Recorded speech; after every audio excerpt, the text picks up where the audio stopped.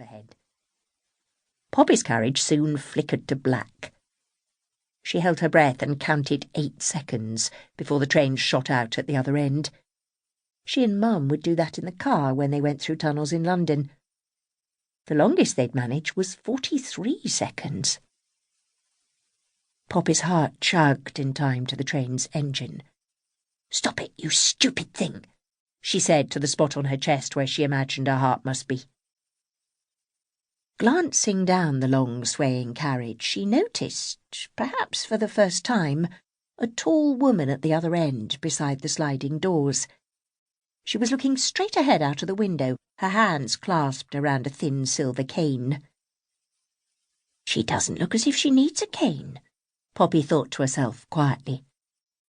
If people did need support getting about, they would use a walking frame nowadays, or one of those nippy little mobility scooters, or those chair lifts that old people sometimes have on the stairs. The lady was wearing a velvet jacket with an assortment of glittering pins. On her head was a silver cap, and from it poked a feather so curled that it almost vanished against the dark rings of hair spiralling out from underneath. The lady was smiling, a smile that said she knew Poppy was watching her. Without looking away from the window, the lady removed one of her green gloves and dipped her hand into her pocket, just long enough for Poppy to see her knobbly fingers. Poppy's heart gave a thump in her chest. The lady's hands weren't like her face at all. Her face was like glass, but her hands were like speckled paper.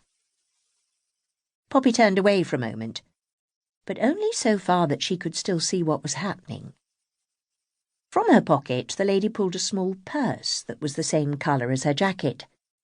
Opening the purse, she found a compact mirror and adjusted one of her curls a little with a hooked finger.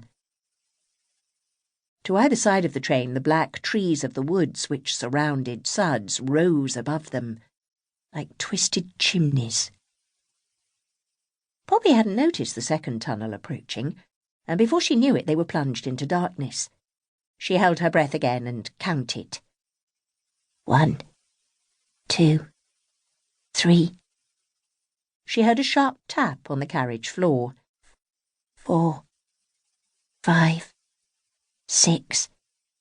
She closed her eyes. 7, 8, 9.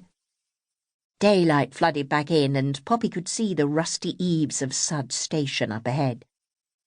She looked around the carriage. The lady was gone. How could she be?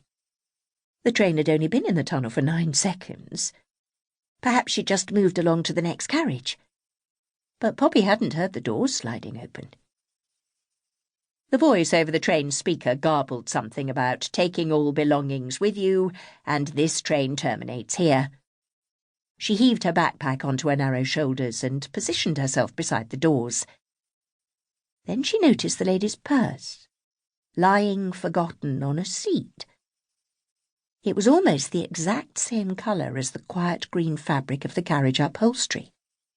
Poppy wouldn't have noticed it if she hadn't been spinning in circles as she struggled to squeeze her arm through the strap of her bulging backpack. The doors opened, a sharp gust of autumn wind plunged into the carriage, and instead of thinking, like she always did, Poppy snatched the purse and stuffed it into one of her wonderfully big pockets. Chapter 1. Cloth. "Take the key from around my wrist," Gran told Poppy when they arrived back at her house. Poppy had visited Gran just once before, when she was 3 or 4, and Mum had driven her up for the day. After that, Gran took the train down to visit them a handful of times, but otherwise Poppy only really got to talk to her on the phone. It didn't matter, though, because Gran's house smelled the same way that she remembered Gran did, of dark wood, musk and sugar. "Go to the cabinet by the fireside and open it just a little." Poppy did as she was told. "Now, using only one hand, lift the lid from the jar wrapped in cheesecloth." Poppy obeyed. Churchill